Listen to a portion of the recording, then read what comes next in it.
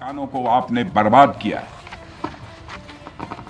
आज मैं यहां रक्षा मंत्री के साथ साथ एक मैसेंजर के रूप में भी सबके सामने मौजूद हूं।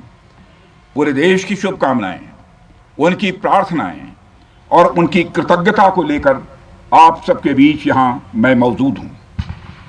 एक तरह से आप समझिए कि मैं एक डाकिया बनकर आपके बीच आया हूं और देशवासियों का संदेश लाया हूं।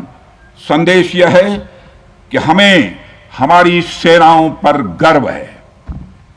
साथियों, ऑपरेशन सिंदूर सिर्फ एक ऑपरेशन का नाम भर नहीं है, बल्कि यह एक हमारी प्रतिबद्धता है, यह हमारा यह कमिटमेंट है।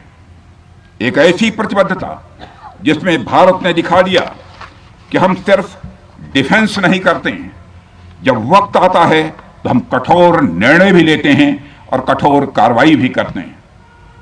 यह ऑपरेशन उस एक एक जवान की आंखों में देखा गया सपना था कि हर आतंकी ठिकाना, चाहे वह घाटियों में छुपा हो या बंकरों में दबा हो, हम वहां पहुंचेंगे और दुश्मन की छाती चीरकर हम उन आतंकी ठिकानों को खत्म करके ही हम वापस लौटेंगे।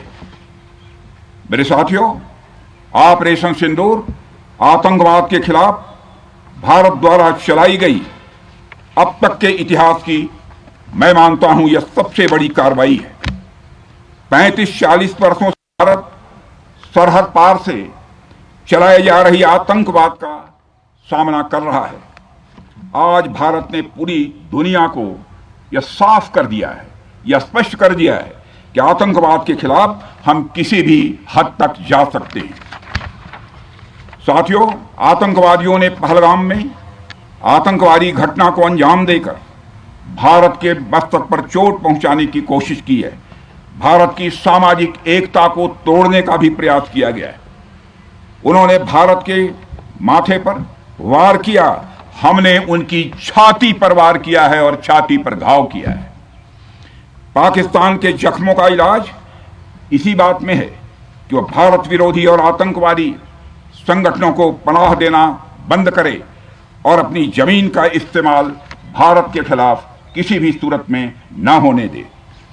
साथियों, आपको याद होगा कि लगभग 21 साल पहले स्वर्गीय अटल बिहारी वाजपेयी जी के सामने इसी पाकिस्तान ने इस्लामाबाद में डिक्लेरेशन किया था कि अब उनकी धरती से आतंकवाद एक्सपोर्ट नहीं किया जाएगा। मगर पाकिस्तान ने भारत को धोखा दिया है, पाकिस्तान ने भारत को छला है और आज भी वह धोखा दे रहा है।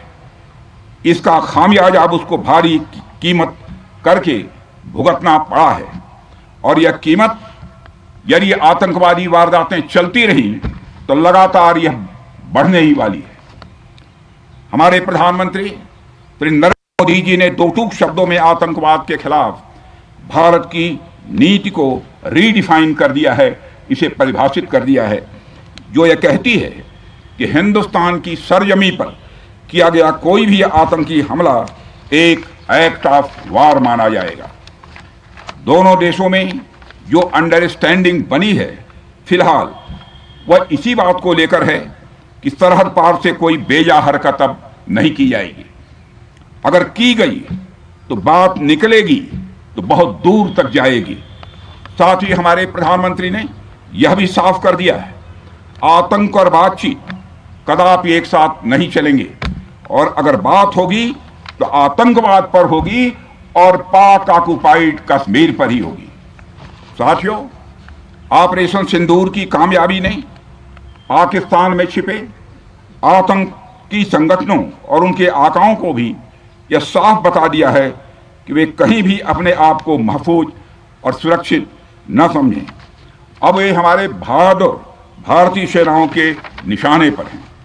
दुनिया जानती है हमारी सेनाओं का निशाना अचूक है और वो जब वो निशाना लगाते हैं तो गिनती करने का काम वह दुश्मनों पर छोड़ देते हैं। साथियों, आज आतंकवाद के खिलाफ भारत की प्रतिज्ञा कितनी कठोर है, इसका पता इसी बात से चलता है कि हमने उनके न्यूक्लियर ब्लैकमेल की भी परवाह नहीं की है। पूरी दुनिया ने देखा है कि कैसे गैर जिम्मेदाराना तरीके से पाकिस्तान द्वारा भारत को अनेक बार एटमी धमकियां दी गई हैं। आज श्रीनगर की धरती से मैं पूरी दुनिया के सामने यह सवाल उठाना चाहता हूं कि क्या ऐसे गैर जिम्मेदार और रोग नेशन के हाथों में परमाणु हथियार सुरक्षित हैं? मैं दुनिया के सामने यह सवाल खड़ा करना चाहता हूं। मैं मानता हूं कि पाकिस्तान के एटमी हथियारों को IAEA international atomic energy agency की निगरानी में लिया जाना चाहिए। मैं ये कहना चाहूंगा और साफ तौर पर कहना चाहूंगा, साथियों, हमारी सेनाओं, हमारी सीमाओं पर अपनी मातृभूमि की रक्षा के लिए जिस तरह से आप सभी बिना रुके, बिना थके दिन रात लगे रहते हैं, वह अपने आप में अद्भुत है और अद्वितीय भी है। आपकी यही बातें हम सब भारतीयों के लिए मार्गदर्शक का कार्य करती हैं। यही कारण है कि मैं हमेशा आपसे मिलने के लिए उत्साहित रहता हूं, ताकि आपके अंदर की ऊर्जा से हम सब भी कुछ प्रेरणा ले सकें। साथियों, आतंकियों ने पहलगाम में धर्म पूछकर हमारे निर्दोष लोगों को मारा। उसके बाद आपने जो जवाब दिया उसे पूरी दुनिया ने देखा है। उन्होंने यह नहीं सोचा कि आम नागरिकों ने उनका क्या बिगाड़ा है, उन्होंने ऐसा क्या किया है कि उन्हें मार दिया जाए। पर मैं यह कहना चाहूंगा, आतंकियों ने भारतीयों को धर्म पूछकर देखकर मारा, धर्म पूछकर मारा, तो हमने आतंकियों को उनका कर्म देखकर मारा है। उन्होंने धर्म देखकर बेगुनाहों की जान ली, यह पाकिस्तान का कर्म था। हमने कर्म देखकर उनका खात्मा किया, यह हमारा भारतीय धर्म है। एक रक्षा मंत्री के रूप में मुझे आप सबको बेहद नजदीक से वर्षों से जानने का और समझने का अवसर मिला है। मैं आपके साहस और पराक्रम को तो जानता ही हूं, साथ ही साथ पहलगाम जैसी घटना के प्रति आपके गुस्से को भी मैं अच्छी तरह जानता हूं। साथियों, मुझे पता है कि पहलगाम के बाद आपके अंदर गुस्सा था, पूरे देश के अंदर गुस्सा था। मुझे पता है कैसा महसूस होता है जब धमनियों में बह रहा रक्त बेकाबू होने लगे, और मुझे इस बात की खुशी भी है कि आपने अपने गुस्से को सही दिशा देते हुए बड़ी बहादुरी और सूझबूझ के साथ पहलगाम का बदला लिया है। रही बात पाकिस्तान की, तो उसकी बात ही क्या करूं आपसे। वह देश तो मांगते मांगते अपनी जहालत से एक ऐसी हालात में आ गया है कि उसके बारे में यह भी कहा जा सकता है कि पाकिस्तान जहां भी खड़ा होता है वहीं से मांगने वालों की लाइन प्रारंभ हो जाती है। अभी आपने सुना ही होगा कैसे वह फिर एक बार इंटरनेशनल मॉनेटरी फंड IMF के पास कर्ज मांगने गया। वहीं दूसरी तरफ हमारा देश है कि हम आज उन देशों की श्रेणी में आते हैं जो IMF को फंड देते हैं ताकि IMF गरीब देशों को कर्ज दे सके। ऐसी स्थिति में हमारा यह भारत है। रामचरितमानस में स्वामी तुलसीदास जी ने लिखा है, जहां सुमतितः संपत्ति नाना, जहां कुमतितः विपत्ति निदाना।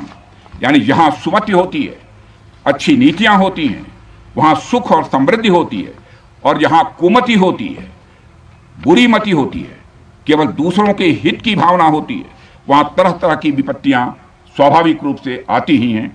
पाकिस्तान जिसका जीता जागता यह उदाहरण है। साथियों, भारत के बारे में पूरी दुनिया यह बात जानती है कि हमने हमेशा शांति को प्राथमिकता दी है। हम आमतौर पर युद्ध के समर्थक कभी नहीं रहे, लेकिन स्थितियां जब इतनी विकट हो जाएं, जब देश की संप्रभुता पर आक्रमण होने लगे, तो जवाब देना यह आवश्यक हो जाता है। राष्ट्रकवि रामधारी सिंह दिनकर जी की पंक्तियां आपके सामने रखना चाहूंगा। रुग्ण होना चाहता कोई नहीं, रुग्ण होना चाहता कोई नहीं, रोग लेकिन आ गया जब पास हो तिक्त औषधि, कड़वी औषधि, तिक्त औषधि के सिवा उपचार क्या, शमित होगा वह नहीं मिष्ठान्न से। यानी कोई बीमारी अगर लग जाए तो वह मिठाई से दूर नहीं होती है, उसके लिए कड़वी दवा ही काम करती है। इसलिए आतंकवाद जैसे रोग के लिए भी ऑपरेशन सिंदूर जैसी दवा की बड़ी जरूरत हो गई थी। साथियों, पूरे देश में हमारी सेनाओं को और हमारे सैनिकों को एक सम्मान की दृष्टि से देखा जाता है। एक सशक्त राष्ट्र वही होता है जो अपनी सेनाओं को सम्मान के साथ साथ आधुनिक हथियार और साजो सामान भी दे जिसकी उसे जरूरत है। मुझे गर्व है कि आज प्रधानमंत्री नेतृत्व में सरकार हमारी सेनाओं के लिए यह सब सारा काम कर रही है।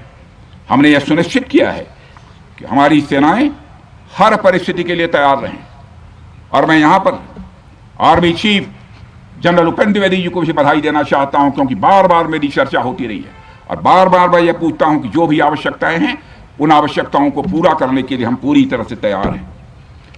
और इसलिए इसके लिए हम वर्ल्ड क्लास बेहतरीन गुणवत्ता वाले साजो सामान अपनी सेनाओं को देने की कोशिश कर रहे हैं। आज आधुनिक राइफल्स, मिसाइल डिफेंस शील्ड और ड्रोन्स जैसी नई पीढ़ी के कई इक्विपमेंट को तेजी से भारत में ही बनाया जा रहा है। साथियों, इसके अलावा सीमावर्ती इलाकों में हमने जो काम किया है वो आप सब देख रहे होंगे। आज एलएसी और एलओसी पर भी कनेक्टिविटी है, वैसी पहले शायद कभी नहीं थी। हमने हर स्तर पर यह दिखाया है कि हमारी सरकार केवल युद्ध भूमि पर ही नहीं बल्कि व्यक्तिगत रूप से और पारिवारिक रूप के साथ अपने सेना के जवानों के साथ खड़ी है। साथियों, अंत में एक बार फिर आप सभी को आपके शौर्य और पराक्रम के लिए हृदय से हार्दिक बधाई देता हूं। मैं आपको यह आश्वासन देता हूं कि हमारे प्रधानमंत्री जी के नेतृत्व में देश की सरकार और देश की जनता हर कदम पर, हर स्थिति में आपके साथ कंधे से कंधा मिलाकर खड़ी है। मुझे पूरा विश्वास है कि आपके सहयोग से हम इस पूरे क्षेत्र में आतंकवाद का समूल नाश करेंगे, ताकि कल को कोई भारत की संप्रभुता के खिलाफ आंख उठाने की हिमाकत न कर सके। इसी आशा और विश्वास के साथ आप सबके शौर्य और पराक्रम की सराहना करते हुए और आप सभी को अपनी हार्दिक शुभकामनाएं देते हुए अपना निवेदन समाप्त करता हूं।